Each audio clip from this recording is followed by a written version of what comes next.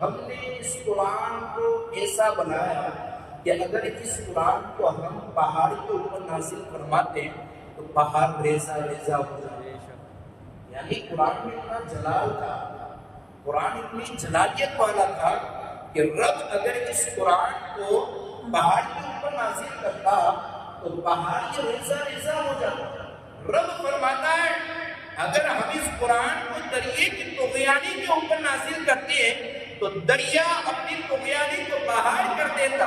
یعنی اس سے پتا چلا کہ قرآن میں اتنا جلال تھا کہ قرآن روئے زمین کے اوپر کسی کے اوپر نازل کرنے والی چیز نہیں تھی. لیکن یہ قرآن ہماری نبی صلی اللہ علیہ وسلم پر نازل ہوا. لیکن آج قوم مسلم کا بچہ قرآن کو پڑھتا ہے، قرآن کو حفظ بھی کرتا ہے، قرآن کو یاد بھی کرتا ہے، لیکن اس کا سینہ پھٹتا نہیں ہے، اس کا دل چاک ہوتا نہیں ہے، اس کا مغز پھٹتا نہیں ہے. وجہ کیا ہے؟ خدا تو کہہ رہا ہے قرآن اگر ہم نے پہاڑ میں نازل کیا ہوتا تو پہاڑ ریزہ ریزہ ہو جاتا. قرآن اگر ہم نے دریا میں نازل کیا ہوتا تو دریا اپنی طغیانی کو پاڑ دیتا. لیکن یہاں پر بچہ قرآن کو یاد کرتا ہے، بچہ قرآن کو حفظ کرتا ہے.